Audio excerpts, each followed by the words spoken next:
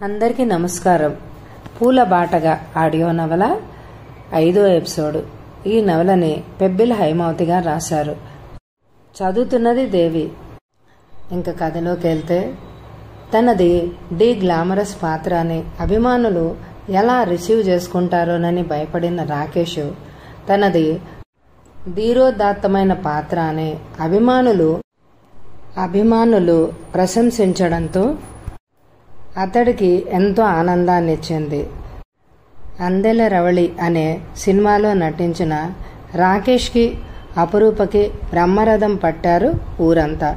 అపురూప విశ్వతేజ గారి ఇంటికి వెళ్లి పూలదండలతో ఆయనను సత్కరించి పాదాభివందనం చేసింది. సార్, ఈ విజయం మీరు పెట్టిన భిక్ష. ఈ గొప్పతనం అంతా మీకే చెందుతుంది సార్.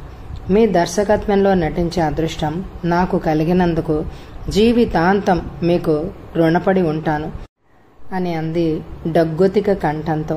నాదేముంది తల్లి, మీరంతా కలిసి బాగా నటించారు. సినిమా ఎప్పుడు వన్ మ్యాన్ షోలా ఉండకూడదనేదే నా ఉద్దేశం. అందుకే నేను చేసే సినిమాల్లో ప్రతి పాత్రకు ఎంతో కొంత ప్రాధాన్యత ఉండేలా చూసుకుంటాను. ఆ పైన మీరంతా కలిసి చేసిన టీం వర్క్ ఈ సినిమాకు ప్రాణాధారం అయింది. అంతేకాకుండా ఆ సినిమాకు పనిచేసిన కెమెరామెన్ ప్రవీణ్ పనితనం కూడా అద్భుతంగా ఉంది. అన్నీ అలా కలిసి రావడం వల్లే ఈ విజయం మన స్వంతమైంది. నన్ను గొప్ప కళాకృతిగా మలిచింది మీరే కదా సార్ అని అంది అపురూప నమ్రతగా. మంచిదమ్మా, కళ పట్ల నీకున్న అఖండితమైన భావాన్ని చూస్తుంటే ముచ్చటేస్తోంది. దీన్ని జీవితాంతం నువ్వు విడిచిపెట్టకు. ఎంత ఎత్తుకు ఎదిగినా ఒదిగి ఉన్నప్పుడే రాణించి నలుగురి మన్ననలు పొందగలుగుతావు. ఈవేళ నువ్వు సాధించిన ఈ విజయం నీ ప్రయాణంలో ఒక మజిలీ లాంటిదే. ఇదే నీ గమ్యం కాదమ్మా. ఇంకా కృషి చేసి మరిన్ని విజయాలను సాధించి శిఖరాగ్రాన్ని చేరుకోవాలి. I wish you all success అన్నారు విశ్వతేజ వాత్సల్యంగా ఆమె భుజం తట్టి. ఆ తర్వాత దయానిధిని రాకేష్ని కూడా కలిసి వారికి కూడా తన కృతజ్ఞతలు తెలియజేసింది అపురూప. ఆ విజయాన్ని పురస్కరించుకుని అందెల రవళిలో నటించిన నటీ నటులకు, ఇతర టెక్నీషియన్స్ కి అందరికీ ఒక పెద్ద పార్టీ ఇచ్చాడు దయానిధి. అందెల రవళితో పాటు మరో సినిమాలో నటిస్తూ బిజీగా ఉన్న రాకేష్ మనసులో ఎంతో కోరికగా ఉన్న అపురూపను దగ్గర చేసుకునే ప్రయత్నం ఏమీ చేయలేకపోయాడు. దానికి తోడు బిజీగా ఉండడం ఒక కారణమైతే, అపురూపతో పాటు ఆమె స్నేహితురాలు సాధన కానీ ఆమె తల్లి శ్రీలక్ష్మి గాని ఉండడం మరొక కారణం. అతడితో జాగ్రత్తగా ఉండమని, రాకేష్కి పైకి కనిపించేంత మంచివాడు కాదని తోటి నటీనటులు చాటుగా అపురూపకి ఎన్నోసార్లు చెప్పారు. కానీ అతడు తనతో ఎంతో మర్యాదగా వ్యవహరిస్తున్న తీరు చూశాక అతడికి అమ్మాయిల పిచ్చి ఉందని వాళ్లంతా చెప్పిన మాటల్ని ఉత్త గాలి కబుర్లను కొట్టిపారేసింది అపురూప. అతడితో జీవితం పంచుకోవాలని ఎదురు చూస్తున్న అపురూప మీద ఆ మాటలు ఎలాంటి ప్రభావాన్ని చూపించలేదు సరికదా. ఆమె ఆశలను ఏమాత్రం చెదరగొట్టలేదు. అపురూప నటిస్తున్న రెండో సినిమాలో హీరోగా చేస్తుంది హేమంత్. అతడితో పనిచేయడం కూడా అపురూపకి ఎంతో నచ్చింది. నిత్యం నవ్వుతూ అందర్నీ నవ్విస్తూ ఉంటాడు. అతడు సెట్లో ఉంటే అక్కడంతా పండగ వాతావరణం ఏర్పడుతుంది. బాధ ఏమిటో తెలియనట్టే ఉంటాడు. ఎవరైనా ఏదైనా కష్టంలో ఉన్నట్టు అనిపిస్తే వారికి చేతనైనంత సహాయం చేసి ఊరట కలిగిస్తాడు. హేమంత్ రాకేష్ అంత పెద్ద నటుడు కాకపోయినా కొంచెం పేరున్నవాడే. అన్నిటికీ మించి అందరూ అతన్ని తమ ఆత్మీయుడిగా చూస్తారు. అతడు నటించిన సినిమా ఏదైనా ఫ్లాప్ అయితే నిర్మాత నష్టాన్ని పూడ్చేందుకు ఫ్రీగా కానీ లేదా అతి తక్కువ రెమ్యూనరేషన్కి తీసుకుని కానీ అతడు సినిమాల్లో చేస్తాడు హేమంత్. అందుకే అతడిని నిర్మాతల పాలిట కల్ప వృక్షంలాగా భావిస్తారంతా. ఇండస్ట్రీ వారంతా అతడిని అజాత శత్రువు అని అంటారు. శ్రీకాంత్ 10th మంచి మార్కులతో పాస్ అయ్యాడు. కాలం గడిచే కొద్దీ అతడికి అపురూప మీద ఉన్న కోపం కూడా కొంచెం తగ్గుముఖం పట్టింది. అపురూప మొదటి సినిమా రిలీజ్ అయినప్పుడు అతడి స్నేహితులు ఎంత అవమానకరంగా మాట్లాడారో అందెల రవళి సినిమా రిలీజ్ అయ్యాక అంత ఆత్మీయంగా మాట్లాడారు శ్రీకాంత్. నువ్వు నిజంగా లక్కీరా అలాంటి అక్క ఉన్నందుకు అంటూ ఆకాశానికి ఎత్తేయడమే కాకుండా చక్కగా మీ అక్క దగ్గరికి వెళ్ళి ఆ సినిమా షూటింగ్లు స్టూడియోలు అన్నీ చూడొచ్చు కదరా అంటూ కొంచెం ఈర్ష్యగా కూడా మాట్లాడేవాళ్ళు. వాళ్ళ మాటలు అతడికి ఎంతో ఉపశమనాన్ని కలిగించాయి. అపురూపం మీద ఉన్న కోపం పూర్తిగా తగ్గిపోయింది. అందరూ అంత గొప్పగా పొగుడుతున్నా ఆ సినిమా ఎలా ఉంటుందో కూడా చూద్దాము అని అనుకున్నాడు. చూద్దామని తండ్రిని అడిగేందుకు మొహమాటం అడ్డొచ్చి ఆగిపోయాడు. గతంలో అపురూప మాట వస్తే మండి పడుతున్నట్లుగా చూసే శ్రీకాంత్ ఇప్పుడు మౌనంగా ఉండడమే కాకుండా ఆసక్తిగా అపురూప సంగతులన్నీ వినసాగాడు. కొడుకులో వచ్చిన మార్పును అర్థం చేసుకున్న పరాంకుశం, ఎరా అక్క చేసిన సినిమాకి వెళదామేమిట్రా అని అడిగాడు. ఆ మాట కోసం ఎదురుచూస్తున్న శ్రీకాంత్ సరే నాన్న వెళ్దాం అనేశాడు. వెంటనే మామూలుగా సినిమా టికెట్లు దొరక బ్లాక్లో కొని ఆ సినిమాకు వెళ్లారు ఆ తండ్రి కొడుకులు ఇద్దరు. కూతురు నటించిన సినిమా చూస్తున్నంతసేపు ఏదో దృశ్య కావ్యం చూస్తున్న అనుభూతి కలిగింది పరంకుశానికి. శాస్త్రీయ నృత్యం చేస్తున్న సందర్భాలలో కూడా ఆధునికత పేరున అరాకొర డ్రెస్సులతో అమ్మాయిల అందాలను ఆరబోసే పరిస్థితి ఉన్న ఈ రోజుల్లో అంత అందంగా ఎక్కడ అశ్లీలతకు తావు లేని విధంగా ఆ సినిమాను రూపొందించడంతో అతనికి ఎంతో ఆనందం కలిగింది. స్కిన్ షో ఉంటే గాని ప్రేక్షకులు ఆదరించరు అంటూ తాము చేసే వెధవ పనిని సమర్థించుకుంటూ ప్రేక్షకులకు ఏది కావాలో అది మేము ఇస్తామని చెప్పేదానికి విరుద్ధంగా అందెల రవళి సినిమాని ప్రేక్షకులు ఆదరించిన తీరు అలా చెప్పేవారికి చెంపపెట్టులాగా ఉంది అని అనుకున్నాడు పరంకుశం. అందులో మాటలు కూడా డబుల్ మీనింగ్ అనేది ఎక్కడా లేకుండా ఎంతో ఉదాత్తంగా ఉండడం అతడికెంతో ఆహ్లాదంగా అనిపించింది. తెలిసిన వాళ్ళు స్నేహితులు ఆ సినిమా గురించి చెప్తూ ఉంటే ఏమో అనుకున్నాడు. కానీ సినిమా అంత గొప్పగా ఉంటుందని అతను ఊహించలేదు. ఇంటికి వచ్చిన వెంటనే కూతురికి ఫోన్ చేశాడు. సినిమా చాలా బాగుంది రూప, మనకు తెలిసిన వాళ్ళందరూ ఫోన్ చేసి అభినందనలు చెప్తున్నారమ్మా, మొత్తం మీద సాధించావు. తిట్టిన నోళ్లతోనే ఇవాళ నిన్న అందరూ ఆకాశానికి ఎత్తేస్తున్నారు. ఇక్కడ పత్రికలన్నీ కూడా నీ గురించి గొప్పగా రాస్తూ మా ఊరి అమ్మాయే ఇంత క్రెడిట్ సాధించింది అంటూ ఫోటోలతో సహా ప్రచురించారు. రూపా, నీకు నా హార్టీ కంగ్రాచ్యులేషన్స్ అమ్మా అన్నాడు పరంకుశం ఆనందంతో. తండ్రి మాటలు అపురూపకి ఎంతో సంతోషాన్ని కలిగించాయి. ప్రపంచమంతా మెచ్చుకోవడం ఒక ఎత్తు అయితే తండ్రి మెచ్చుకోవడం మరింత ప్రత్యేకంగా గొప్పగా అనిపించింది ఆమెకు. మీరు సినిమా చూసారా నాన్న నిజంగా అంది ఇంకా సందేహం తీరక అదే ఉత్సాహంతో. అది వింటూనే ఎక్సైట్ అయిపోతూ తమ్ముడు నా సినిమా చూశాడా నాన్న, ఏమన్నాడు, వాడికి నా మీద కోపం పోయిందా అంది ఎంతో ఉద్వేగంగా. చాలా నచ్చిందటమ్మా, ఇప్పుడు వాడికి నీ మీద కోపం ఏ మాత్రం లేదు, వాడిక్కడే ఉన్నాడు, మాట్లాడు అంటూ ఫోను శ్రీకాంత్ చేతికిచ్చాడు పరంకుశం. అపురూపతో మాట్లాడాలని శ్రీకాంత్ ఫోన్ అయితే తీసుకున్నాడు. కానీ నోటి వెంట మాటలు రాకపోవడం ఫోన్ పట్టుకుని అలా నుంచుండిపోయాడు. అటు నుండి అపురూప శ్రీ బావున్నావా అని అడిగింది ప్రేమగా. బదులుగా తమ్ముడి నుండి సమాధానం ఏమీ రాకపోవడంతో నాన్న తమ్ముడు లైన్లోకి రాలేదా అంది బాధగా. వాడికి ఇంకా నా మీద కోపం పోయినట్టు లేదనుకుంటా. అక్క గొంతులోని ఏడుపు జీర ధ్వనించడంతోనే ఆగలేక అక్క నేను లైన్లోనే ఉన్నాను, ఏం మాట్లాడాలో తెలియక అలా ఉండిపోయాను, సారీ అక్క, ఇన్ని రోజులు నిన్నెంతో బాధ పెట్టాను, నీ సినిమా నాకెంతో నచ్చిందక్క, నా ఫ్రెండ్స్ అందరూ కూడా ఇంత మంచి సినిమాని ఈ మధ్యకాలంలో ఎప్పుడు చూడలేదు అని అంటున్నారక్క అన్నాడు శ్రీకాంత్. నిజంగానేనా, నీకు నిజంగా నచ్చిందిరా సినిమా అని అడిగింది అపురూప ఆనందంతో పొంగిపోతూ. అవునక్క, నిజంగానే నచ్చింది అన్నాడు శ్రీకాంత్. అతడి గొంతులో కూడా దాచిన దాగని ఆనందం స్పష్టంగా వినిపించింది అపురూపకి. అరే శ్రీ, ఇప్పుడు నీకు సెలవులే కదా, ఒకసారి ఇక్కడికి రాకూడదు, మీరు వస్తానంటే నేను షూటింగ్లేమీ పెట్టుకోకుండా ఖాళీగా ఉంటాను అంది అపురూప. రెక్కలవి ఉంటే ఈ క్షణంలో ఎగిరి వెళ్లి తండ్రి ముందు తమ్ముడి ముందు అలాలనుంది ఆమెకు. ఏమో అక్క, నాన్నగారికి కుదరాలి కదా అన్నాడు శ్రీకాంత్. ఏది ఓసారి నాన్నగారికి ఫోన్ ఇవ్వు, మాట్లాడతాను అని అంది అపరూప. కొడుకు దగ్గర ఫోన్ అందుకుని చెప్పమ్మా అన్నాడు పరంకుశం. నాన్న, వీలైతే మీరు తమ్ముడు కలిసి ఇక్కడికి రండి నాన్న, అందరం కలిసి గడుపుదాము అనింది అపరూప. మీ ఇద్దరిని చూడాలని చాలా బెంగగా ఉంది నాకు అంది అపరూప దిగులుగా. సరేలే అమ్మా, చూస్తాను. వీలైతే ఒక 2 రోజులు పోయాక బయలుదేరి వస్తాను. ఏ సంగతి రేపు సాయంత్రం ఫోన్ చేసి చెప్తాలే అన్నాడు పరంకుశం. అతడికి కూతుర్ని చూడాలనుంది. ఫోన్ పెట్టేసి, అమ్మా, నాన్నగారు తమ్ముడు ఇక్కడికి వస్తున్నారు.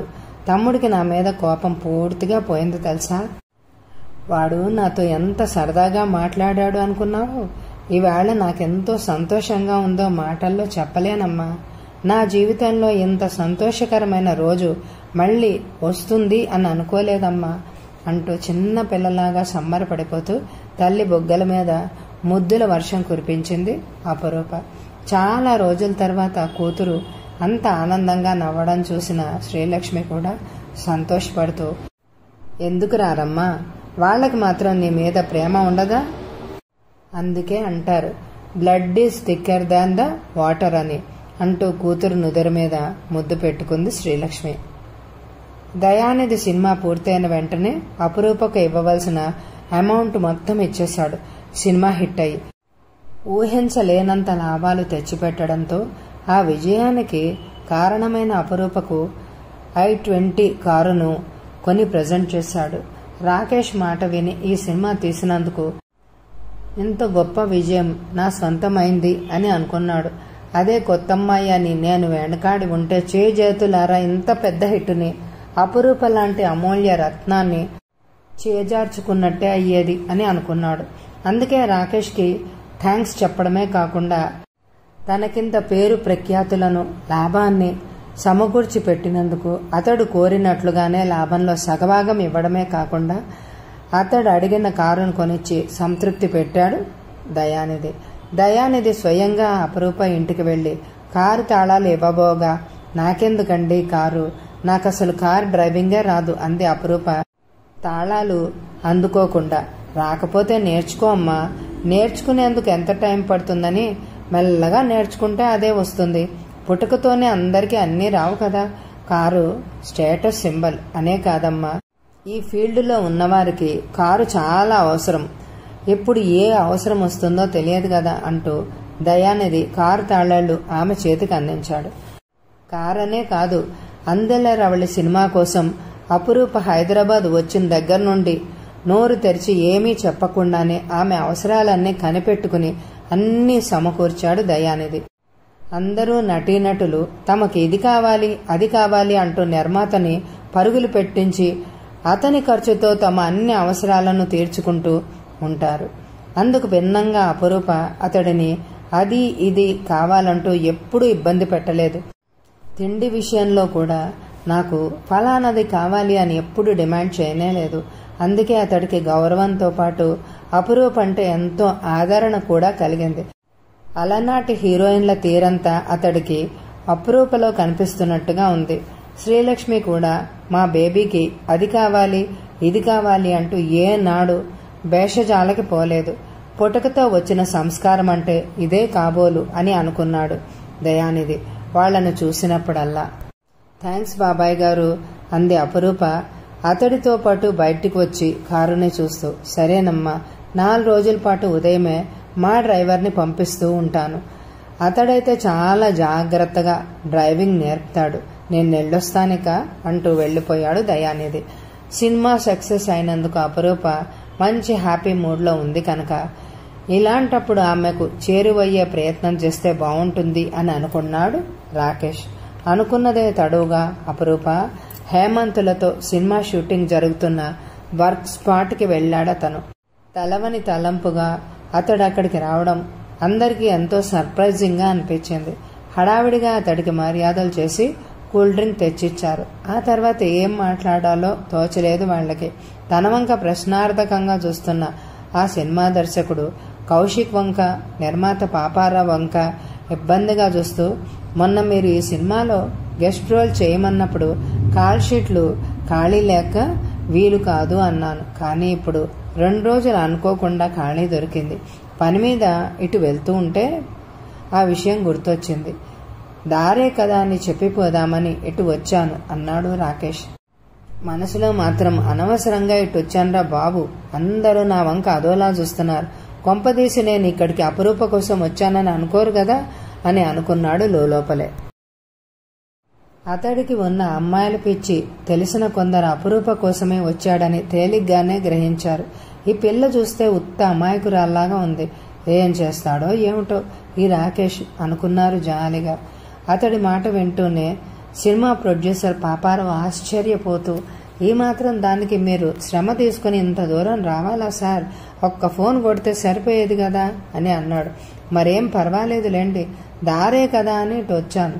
సరే నేను వెళ్తానిక అన్నాడు రాకేష్ లేస్తూ. ఇంతలో తన పోర్షన్ కంప్లీట్ చేసుకున్న అపురూప అక్కడికి వచ్చింది. రాకేష్ని చూస్తూనే మీరెప్పుడొచ్చారు ఇక్కడికి అంది ఆశ్చర్యంగా. ఇప్పుడే చిన్న పనుండి ఇటుగా వెళ్తూ పాపారావు గారిని కలవాలని వచ్చాను అన్నాడు రాకేష్.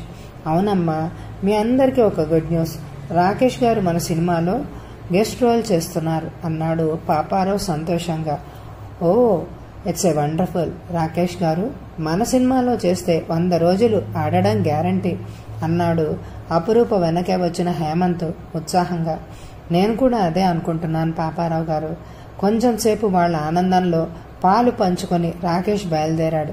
సార్ కొంచెం ఆగండి, నా వర్క్ ఫినిష్ అయిపోయింది, నేను కూడా వచ్చేస్తాను. ఇక్కడ వర్క్ అంతా కంప్లీట్ అయి నన్ను డ్రాప్ చేసేందుకు చాలా టైం పట్టేటట్టుంది, కొంచెం మార్కెటింగ్ పని ఉంది, ఈరోజు నేను త్వరగా ఇంటికి వెళ్ళాలి అంది అపురూప తొందరపడుతున్నట్లుగా. ఓ దానికేం భాగ్యం, యు ఆర్ మోస్ట్ వెల్కమ్ అన్నాడు రాకేష్ ఆనందపడిపోతూ. రోగి కోరింది పాలే, వైద్యుడు చెప్పింది పాలే అన్నట్టుంది అతడి పరిస్థితి. ఈరోజు ఏ విధంగా మాట్లాడే అపురూపని ముగ్గులోకి దించవచ్చా అని అనుకున్నాడు లోలోన సంబరపడిపోతూ. ఇలాంటివన్నీ ఆ ఫీల్డ్లో సర్వసాధారణం కనుక ఎవరూ అంతగా పట్టించుకోలేదు. ఆ సినిమాకి కెమెరామెన్గా పనిచేస్తున్న ప్రవీణ్ మాత్రం కొంచెం చిరాకుగా చూశాడు వారి వంక. అందెల రవళి సినిమాలో అతడు కనబరిచిన నైపుణ్యం అందరి దృష్టినో ఆకట్టుకుంది. అందుకే అతడిని అసిస్టెంట్గా కాక మెయిన్ కెమెరామెన్గానే ఆ సినిమాకి తీసుకున్నాడు. అపరూపలోని అమాయకత్వాన్ని ఆసరా చేసుకుని రాకేష్ అడ్వాంటేజ్ తీసుకుని ఆమెను ఏమైనా చేస్తాడేమోనని ప్రవీణ్ అనుకున్నాడు. అతడే కాదు, అక్కడున్న 4-5 కూడా అలాగే అనుకున్నారు. అపురూప మేకప్ తీసేసి డ్రెస్ మార్చుకుని రాకేష్ వెంట వెళ్లి కారులో కూర్చుంది. రాకేష్ కారు నెమ్మదిగా డ్రైవ్ చేస్తూ, ఎలా ఉంది రూపా ఇక్కడ నీకు? ఇప్పుడు కూడా మీ ఊరు తిరిగి వెళ్లిపోవాలని అనిపిస్తోందా అని అడిగాడు. చాలా హ్యాపీగా ఉంది సార్, మీ మూలాన్నే ఇదంతా జరిగింది. ఇక్కడికి రాకుంటే ఆ ఫ్రస్ట్రేషన్లో నేనేమయ్యేదానో అంది అపురూప భయంగా చూస్తూ. దాందే ఉందిలే రూప, నువ్వు హ్యాపీగా ఉన్నావు, అదే చాలు నాకు. అది సరే గాని అవకాశాలు వస్తున్నాయి కదా అని అదే పనిగా విశ్రాంతి లేకుండా చేశావంటే నీ ఆరోగ్యం దెబ్బతింటుంది. మధ్య మధ్యలో కొంచెం రెస్ట్ తీసుకుంటూ ఉండు అన్నాడు రాకేష్ సలహా ఇస్తున్నట్టుగా. అవును సార్, ఈ మధ్య బొత్తిగా తీరిక దొరకడమే లేదు. ఎక్కడికైనా వెళ్లి ఒక 2 రోజులు విశ్రాంతి తీసుకుని వస్తే బావుండు అని అనిపిస్తోంది అంది అపురూప.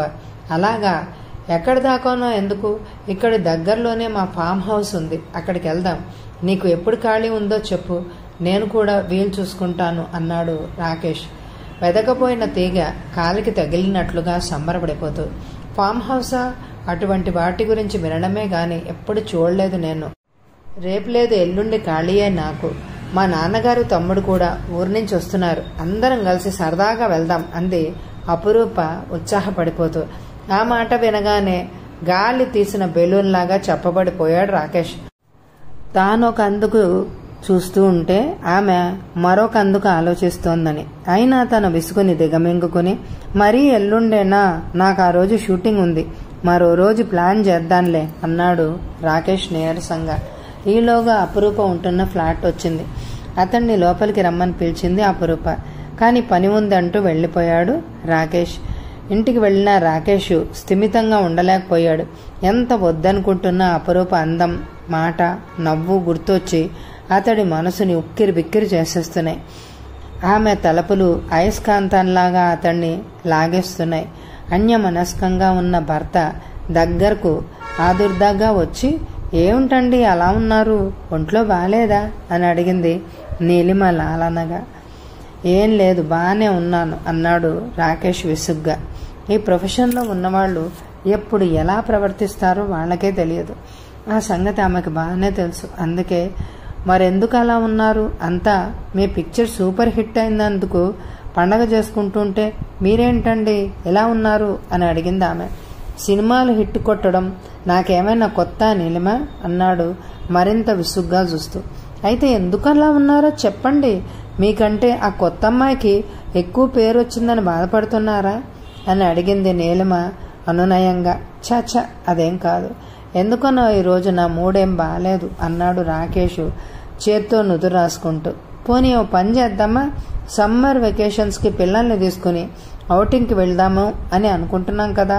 ఎలాగో పిల్లలకి ఇప్పుడు సెలవులే గనక 4 రోజులు బయట తిరిగి వస్తే మనకు రిలాక్స్డ్గా ఉంటుంది, మైండ్ రీఛార్జ్ అవుతుంది అంది నీలిమ అతడి నుదుటి మీద పడిన జుట్టుని వెనక్కి తోస్తూ.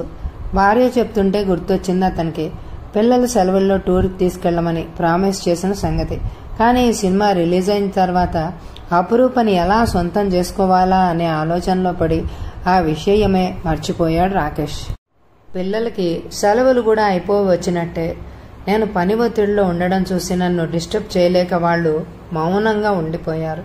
వాళ్ళని అలా క్రమశిక్షణలో పెంచిన నీలిమ ఎంత మంచిది. నీలిమ ఇంటి బాధ్యతలన్నీ తాను వహించి ఏ ఒత్తిడులు నా దరి చేరకుండా చూస్తుంది. తను ఇచ్చిన సపోర్ట్ వల్లనే కదా వర్క్ మీద పెట్టగలుగుతున్నాడు. ఇంత సక్సెస్ని సాధించాను అని అనుకున్నాడు. అదంతా తలుచుకోగానే నీలిమ మీద అతనికి ప్రేమ వెల్లువై పొంగింది. ఆమె వైపు ప్రేమగా చూస్తూ, అవును నీలు, నేను ఆ సంగతే మర్చిపోయాను. ఎక్కడికి వెళ్దాం చెప్పు, సింగపూరా మలేషియానా, ఏదైనా నీ ఇష్టం, పిల్లలు ఇష్టం అన్నాడు రాకేష్ ఉత్సాహంగా. భర్త అలా అడగడంతోనే ఆనందపడిపోతూ, సింగపూర్ మలేషియా చాలాసార్లు వెళ్ళాం కదా, ఈసారి పిల్లలు యూరోప్ వెళ్దాము అని అంటున్నారు అంది నీలిమ. సరే అయితే మేనేజర్కి చెప్పి టికెట్లు అకామిడేషన్ బుక్ చేయించమంటాను అన్నాడు రాకేష్. తండ్రి అంటున్న మాటలు దూరం నుండి వింటున్న రేవంత్, రేష్మి ఉత్సాహంగా వచ్చారు అక్కడికి. ఎక్కడికి డాడీ వెళ్దామంటున్నారు అని అడిగారు కుతూహలంగా. మీ మమ్మీతో అన్నారట కదా యూరప్ చూడాలని ఉందని, అక్కడికే అన్నాడు రాకేష్. ఓ థ్యాంక్ యూ డాడీ అంటూ పిల్లలిద్దరూ తండ్రిని చుట్టేశారు. రాజు తలుచుకుంటే దెబ్బలకు కొదవా అన్నట్టు వాళ్ల టూర్కి ఏర్పాట్లు చకచకా జరిగిపోయాయి. స్టూడియోలో చేయవలసిన పనులను, షూటింగ్లను మేనేజర్కి, అసిస్టెంట్స్కి అప్పగించి భార్యా బిడ్డలను తీసుకుని ఫ్లైట్ ఎక్కేశాడు రాకేష్. పిల్లలిద్దరూ ప్రపంచాన్ని జయించినంత ఆనందంగా తల్లిదండ్రులతో బయలుదేరారు. ఎప్పుడూ అరుదుగా దొరికే ఇలాంటి ట్రిప్పులు వాళ్ళకెంతో ఉత్తేజాన్ని ఇస్తూ ఉంటాయి. అందుకే అంత ఆనందం. అపురూపతో చెప్పినట్లుగానే పరాంకుశం, శ్రీకాంతులు హైదరాబాద్ వచ్చారు. అప్పటికి అపురూపకి కార్ డ్రైవింగ్ చేయడం బాగా వచ్చేసింది. తానే స్వయంగా డ్రైవ్ చేసుకుని తండ్రిని, తమ్ముడిని రిసీవ్ చేసుకునేందుకు స్టేషన్కి వెళ్ళింది. ట్రైన్ దిగుతూనే అక్క అంటూ అపురూపని చుట్టేశాడు శ్రీకాంత్. ఎన్నో రోజుల తర్వాత అపురూపని చూడడం వల్ల చిన్న పిల్లాళ్లాగా సంబరపడిపోయాడు. అపురూప పరిస్థితి కూడా అందుకు భిన్నంగా ఏమీ లేదు. తమ్ముడిని దగ్గరకు తీసుకుని ఆప్యాయంగా తల నిమిరింది.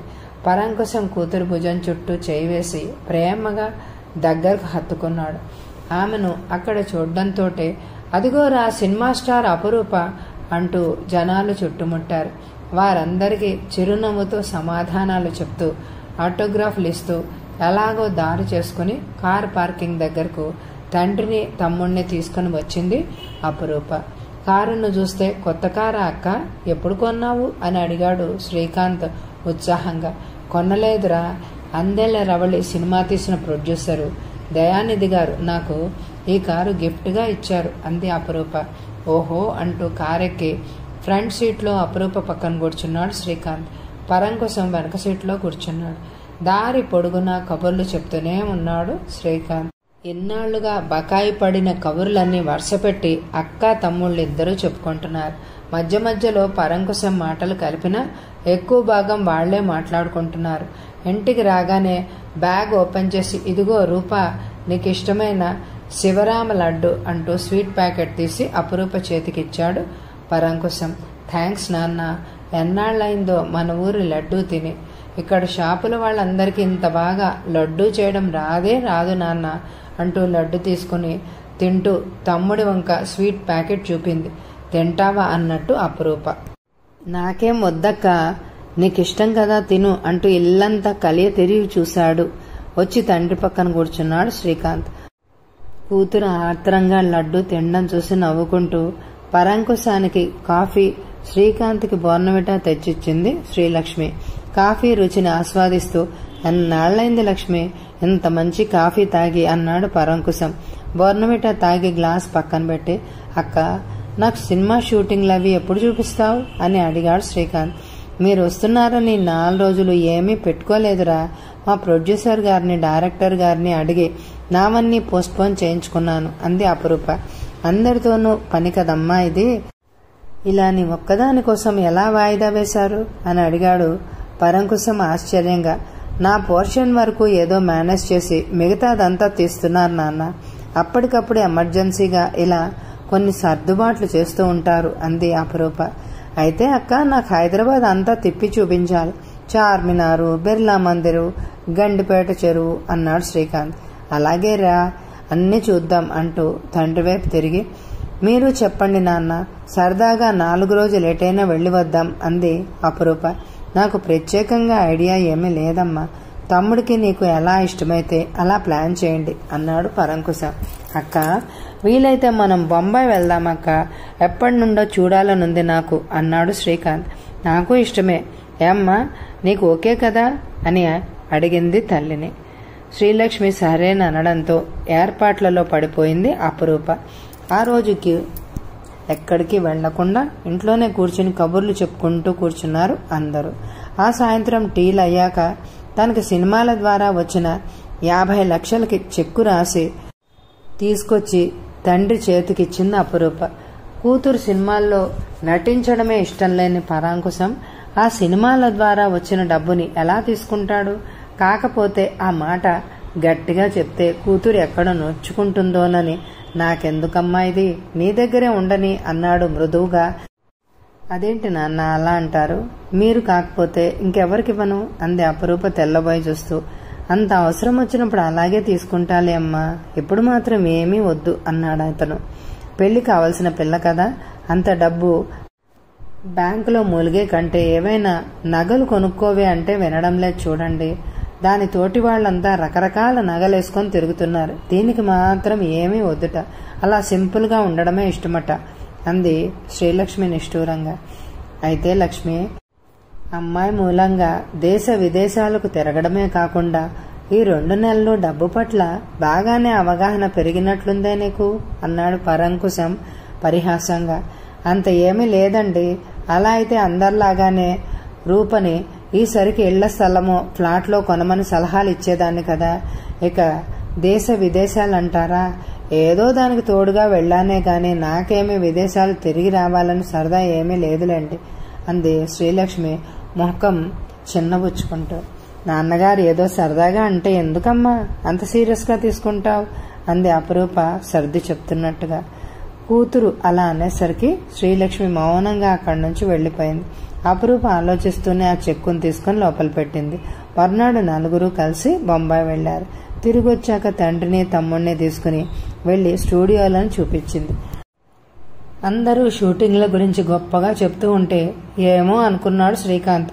కానీ షూటింగ్లో తీసిన సీనే 10 సార్లు తీస్తూ ఎక్కువ సమయం తీసుకోవడం చూశాక చాలా బోర్ కొట్టేసింది అతనికి. షూటింగ్ చూడాలని వచ్చిన వాళ్లంతా ఇది ఎలా భరిస్తున్నారు అని అనుకున్నారు. ఆ షూటింగ్ రామోజీ ఫిలిం సిటీలో జరుగుతూ ఉండడం వల్ల ఎక్కువసేపు అంతా చూడలేకపోయాడు. తండ్రిని తీసుకుని ఫిలిం సిటీ అంతా చుట్టి వచ్చాడు. చూస్తుండగానే వాళ్లు హైదరాబాద్ వచ్చి 1 వారం రోజులు గడిచిపోయాయి. తాను పెట్టిన సెలవులు అయిపోవడంతో తిరుగు ప్రయాణానికి టికెట్లు రిజర్వ్ చేసుకున్నాడు పరంకుశం. తమ్ముణ్ణి కాలేజీలో చేర్చాలి కనుక అభ్యంతరం చెప్పలేదు అపురూప. బజారుకు వెళ్లి తండ్రికి మంచి సూటు, తల్లికి పట్టుచీర కొన్నది. శ్రీకాంత్కి డ్రెస్తో పాటు షూ కూడా తీసుకుంది. వాటితో పాటు టచ్ స్క్రీన్ ఉన్న సెల్ కొని అతడికి ఇచ్చింది అపురూప. కూతురు ఎంతో ప్రేమతో కొనించిన ఆ సూట్ని ఎంతో ఇష్టంగా అందుకున్నాడు పరంకుశం. రూపా, ఆరోగ్యం జాగ్రత్తమ్మా. మనకి సంపాదన కంటే అదే ముఖ్యం. ఇక్కడ నీకు ఏ మాత్రం అసౌకర్యంగా అనిపించినా వెంటనే బయలుదేరి మన ఊరు వచ్చేయి అమ్మా. నీ క్షేమం కంటే ఏది ఎక్కువ కాదు అన్నాడు పరంకుశం ఆదరంగా కూతురి తల నిమురుతూ. అలాగే నాన్న, మీరు చెప్పినట్టే చేస్తాను అంది అపురూప కళ్ళు చెమ్మగిల్లుతూ ఉండగా. ఆ తర్వాత బాగా చదువుకోరా అంటూ శ్రీకాంత్ క్రాఫ్ట్ సవరించింది. వెళ్లగానే ఫోన్ చేయండి. 4 రోజులు ఏదైనా సెలవులు కలిసి వస్తే వెంటనే బయలుదేరి వచ్చేయండి అంది శ్రీలక్ష్మి. ఎంత సంపాదన ఉన్నా ఇలా తలో దిక్కున ఉండవలసి రావడం ఆమెకి కూడా చాలా బాధగా ఉంది. అలా అన్ని కూతుర్ని ఒక్కర్తిని వదిలి వెళ్లలేకపోతోంది శ్రీలక్ష్మి. భార్య బిడ్డలతో కలిసి వారం రోజులు తిరిగొచ్చాక రాకేష్లో అంతకు ముందు లేని ఉత్సాహమేదో చేరినట్లు అయింది. అది అతడు చేసే ప్రతి పనిలోనూ కొట్టొచ్చినట్టు కనిపిస్తోంది. వారం రోజులు గడవకుండానే తాను తీయబోయే కొత్త సినిమాకి కథ తయారు చేసుకున్నాడు. తనకి ఆప్తులైన వారితో కూర్చుని కథ గురించి కూలంకషంగా చర్చించి మార్పులు చేర్పులు చేసి ఒక రూపానికి తీసుకువచ్చాడు. నటీనటుల ఎంపిక విషయంలో వచ్చేసరికి కొంచెం ఆలోచనలో పడ్డారు రాకేష్. అతడికి అపురూపని హీరోయిన్గా పెట్టి సినిమా తీయాలని ఉంది. కానీ అందెల రవణి సినిమా రిలీజ్ అయ్యాక వరుసగా 3 సినిమాలకు సంతకాలు చేసిందని, షూటింగ్లలో ఆమె చాలా బిజీగా ఉంటుందని అతనికి తెలుసు. తనకి కాల్ షీట్ కేటాయించగలదో లేదోననే సందేహంలో పడ్డాడు అతను. అలా అని వేరే నటిని బుక్ చేసుకునేందుకు అతడి మనస్కరించలేదు. పోనీ తనకు వీలున్నప్పుడే మొదలు పెడదామా అంటే తన సినిమాలు పూర్తవడం, రిలీజ్ చేయడం బాగా లేట్ అవుతుందని అనిపించింది రాకేష్కి. అదే గతంలో అయితే నేనే కదా అపురూపని ఇండస్ట్రీకి పరిచయం చేసింది, నన్నెలా కాదంటుంది అని మండిపడేవాడే. కానీ ఈ వారం రోజులు భార్య బిడ్డలతో గడిపి వచ్చాక అతడిలో కొంత సానుకూల దృష్టి ఏర్పడింది. సరే, ఒక మాట తననే కనుక్కొని చూద్దాం అని అనుకున్నాడు. అపురూపకు ఫోన్ చేసి, రూపా ఎక్కడున్నావు అని అడిగాడు. నేను డ్రైవింగ్లో ఉన్నాను సార్. ఏంటి, ఏవైనా పని ఉందా అని అడిగింది రూప కారుని సైడ్కి తీసి ఆపుతూ. పనంటే పనేమీ కాదనుకో, నీతో కొంచెం మాట్లాడాలి. అవును, కారును డ్రైవ్ చేసుకుని వస్తున్నట్టున్నావు, ప్రొడక్షన్ మేనేజర్ పంపలేదా అని అడిగాడు రాకేష్ కొంచెం కోపంగా. పంపిస్తానన్నాడు సార్, కానీ నేనే వద్దన్నాను. ఈరోజు మా నాన్నగారి క్లోజ్ ఫ్రెండ్ గృహప్రవేశం ఉంది హిమాయత్ నగర్లో. షూటింగ్ పూర్తయ్యాక అటునుండి అటే వెళ్ళి చూసుకుని వస్తున్నాను అంది అపురూప. నువ్వు సిటీకి వెళ్లే ముందు ఒక్కసారి మా స్టూడియోకు రా అన్నాడు రాకేష్. అయ్యో సార్, నేను ఇప్పుడే వస్తున్నది మీ స్టూడియోకే అంటూ తాను షూటింగ్ లొకేషన్ ఎక్కడో చెప్పింది అపురూప. అలా అయితే లంచ్ బ్రేక్లో మనం ఒకసారి కలుద్దాం అని ఫోన్ పెట్టేశాడు రాకేష్. అనుకున్నట్టే లంచ్ టైంలో రాకేష్ని వెళ్లి కలిసింది అపురూప. లంచ్ చేస్తూ తన కొత్త పిక్చర్ గురించి చెప్పి, నిన్నే కథానాయిక అనుకుంటున్నాను రూపా, నీకు వీలవుతుందా అని అడిగాడు రాకేష్. అదేంటి సార్ అలా అడుగుతున్నారు? మీ పిక్చర్లో నటించే ఛాన్స్ కోసం అందరూ 1000 కళ్ళతో ఎదురు చూస్తూ ఉంటారు. అలాంటిది నేనెలా వదులుకుంటాను అంది అపురూప ఉత్సాహంగా. కానీ ఇప్పటికే 3 పిక్చర్స్లో చేస్తున్నావు కదా, డేట్స్ అవి ఎలా అడ్జస్ట్ చేసుకుంటావు అని అడిగాడు రాకేష్. అదంతా నాకు వదిలేయండి సార్, ఏదో రకంగా మేనేజ్ చేసుకుంటాను. మా నాన్నగారు అదే పదిగా షూటింగ్లు చేసి ఆరోగ్యం చెడగొట్టుకోవద్దని పదే పదే చెప్పడం వల్ల మధ్య మధ్యలో కొంచెం గ్యాప్ ఉంచుకున్నాను. అది ఇలా ఉపయోగపడుతుంది అంతే అంటూ నవ్వింది అపురూప. థ్యాంక్ గాడ్, నీకు డేట్స్ కుదురుతాయో లేదోనని చాలా టెన్షన్ పడ్డాను. సరే, నీకు ఏ ఏ తేదీలు ఖాళీగా ఉన్నాయో కొంచెం చూసి చెప్పు, దాన్ని బట్టి మిగతా వారి గురించి నేను ప్లాన్ చేసుకుంటాను అన్నాడు రాకేష్. సరే అయితే రాత్రి ఇంటికొచ్చాక డైరీ చూసి చెప్తాను. టైం అవుతోంది, వెళ్తాను సార్ అంటూ లేచింది అపురూప లంచ్ చేయడం ముగించి. సరే అంటూ తాను కూడా అక్కడి నుండి లేచాడు. అపురూప వెళ్లిన వంకే చూస్తూ ఆలోచిస్తూ ఉండిపోయాడు రాకేష్. తర్వాత ఇతర నటీనటులను, సింగర్స్ను, టెక్నీషియన్స్ను ఎంపిక చేయడంలో మిగిలిపోయాడు. బహుముఖ ప్రజ్ఞాశాలి అయిన రాకేష్ ఏ పని చేసినా ఎంతో ప్లాన్డ్గా, ఎక్కడ ఏ లోపం రాకుండా పర్ఫెక్ట్గా చేస్తాడు. బహుశా అతని విజయ రహస్యం అదేనేమో.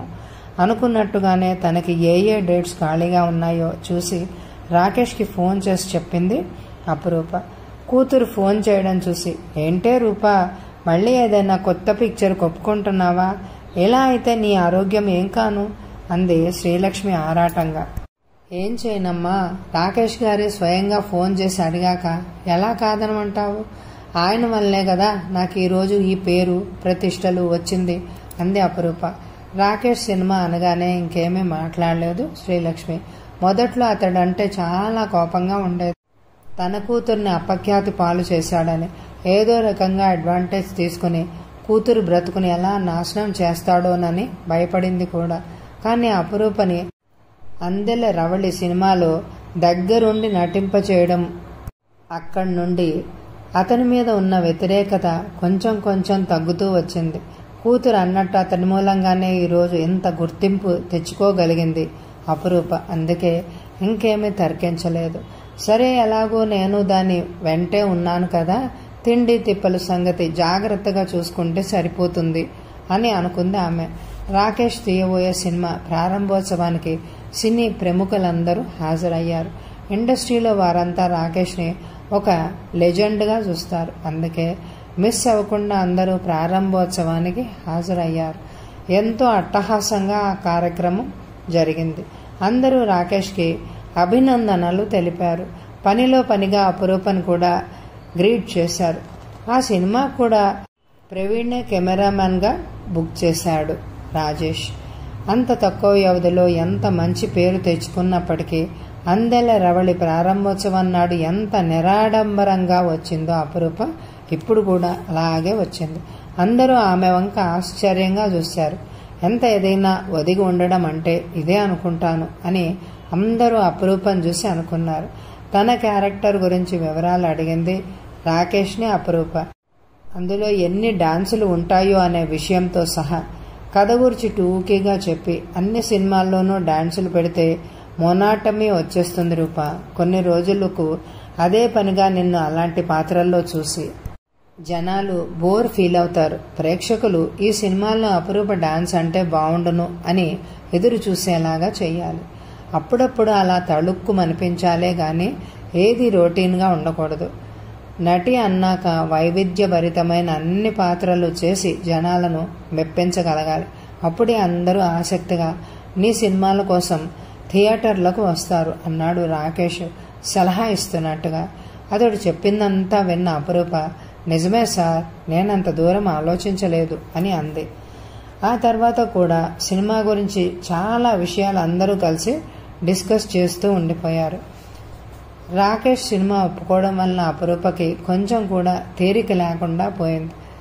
శ్రీలక్ష్మి వేయి కన్నులతో కూతుర్ని కనిపెట్టుకుని చూడసాగింది. ఆ రోజు షూటింగ్ పెద్దగా లేదని త్వరగా వచ్చేస్తానని చెప్పి తల్లిని ఇంటి దగ్గరే వదిలి షూటింగ్కి వచ్చింది అపురూప. షూటింగ్ ముగియడంతో రిలాక్స్ అవుతూ కూర్చుంది అపురూప అక్కడున్న సోఫాలో. మేడం, రాకేష్ సార్ గారు మిమ్మల్ని రమ్మన్నారు అని బాయ్ వచ్చి చెప్పాడు. వెంటనే అపురూప లేచి రాకేష్ ఆఫీస్ రూమ్లోకి వెళ్ళింది. సార్ పిలిచారట అని అంటూ. రాకేష్ కొత్త పిక్చర్ షూటింగ్ మొదలైనప్పటి నుండి 2 నెలలు పూర్తయింది. ఇంచుమించు అపురూప పోర్షన్ అంతా చిత్రించడం పూర్తయింది. ఇక మిగిలింది ఫైట్లు, క్లైమాక్స్ మాత్రమే. 2 నెలలుగా అపురూపకి చేరువ కావాలని రాకేష్ చాలా ప్రయత్నించాడు. కానీ పని ఒత్తిడి వలన అతడికి సాధ్యం కావడం లేదు. అలాగే అపురూప షూటింగ్కి రావడం ముగించుకొని వెళ్ళిపోవడం తప్ప ఇంకేమీ పట్టించుకోవడం లేదు. అతి చనువు చూపించే ఆమెకి తన మీదున్న ఇంప్రెషన్ని పోగొట్టుకోవడం ఇష్టం లేదు రాజేష్కి. అందుకే ఇన్ని రోజులు జాప్యం చేస్తూ వచ్చాడు. కానీ రోజు రోజుకి ఆమె మీద పెరుగుతున్న కోరికను అదుపు చేసుకోలేకపోయాడు. ఈరోజు అటో ఇటో తేల్చుకోవాలి అని అనుకున్నాడు. అందుకే పిలిపించాడు. కూర్చో అంటూ బిస్కెట్లు, టీ ఇచ్చి మర్యాద చేశాడు. ఆమె టీ తాగుతూ ఉండగా, రూపా, నువ్వేమీ అనుకోనంటే ఓ మాట చెప్తాను అంటూ ఆగాడు రాకేష్. చెప్పండి సార్, నేనేమీ అనుకోను అంది అపరూప కుతూహలంగా. ఏం లేదు రూపా, ఎలా చెప్పాలో తెలియడం లేదు. నువ్వంటే నాకెంతో ఇష్టం. ఇంతవరకు ఏ అమ్మాయిని చూసినా కలగని ఫీలింగ్ నిన్ను చూస్తే కలుగుతోంది. నువ్వు లేకుండా ఉండలేను అని అనిపిస్తోంది అన్నాడు ఆరాటంగా ఆమె వైపు చూస్తూ. తన మాటలకు అపరూప ఎలా రియాక్ట్ అవుతుందోనని ఆలోచన లోపల అతన్ని భయపెడుతోంది. అతడంతా హఠాత్తుగా అలాంటి ప్రస్తావన చేస్తాడని ఏమాత్రం ఊహించిన అపరూప విస్మయంగా అతడి వంక చూసింది. ఎన్నాళ్లుగానో తన మనసులో దాచుకున్న ఆశలకి కోరికలకి ఒక రూపం వచ్చినట్టుగా అనిపించింది ఆమెకు అతడి మాటలు వినడంతోనే. తన మాటలకి కోపగించుకోకుండా తన వంకే తదేకంగా చూస్తున్న అపరూపను చూడడంతోనే రాకేష్కి కొంచెం ధైర్యం వచ్చింది. సినీ ప్రపంచాన్నంతటినీ శాసించగలిగిన అతడు ఒక మామూలు ఆడపిల్ల ముందు అలా అర్థిస్తున్నట్టుగా నిలబడ్డం అతడికే ఇబ్బందిగా అనిపించడం లేదు. ఏదో విధంగా ఆమె అంగీకరిస్తే చాలు అని అనిపించింది అతనికి. ఏం రూపా, నాది అచ్చాస్ అంటావా అని అడిగాడు రాకేష్. కాదు సార్, ముమ్మాటికి కాదు. ఎందుకంటే మీరంటే నాకు కూడా ఎంతో ఇష్టం, మరెంతో ఆరాధన. కానీ ఇన్నాళ్ళు నా అంతటి నేను బయటపడి ధైర్యం చేయలేకపోతున్నాను అంది అపరూప. వచ్చే ఎపిసోడ్లో అపరూప అతనికి పెళ్ళయిన విషయం తెలుసుకుంటుందా, వాళ్ళిద్దరూ కలుస్తారా, పెళ్లి చేసుకుంటారా? ఇవన్నీ తెలియాలంటే ఈ ఎపిసోడ్ని తప్పకుండా లైక్ చేయండి. వచ్చే ఎపిసోడ్ కోసం ఎదురు చూడండి. అప్లోడ్ చేయగానే లైక్ చేయండి, తప్పకుండా చూడండి. Thank you very much my dear friends.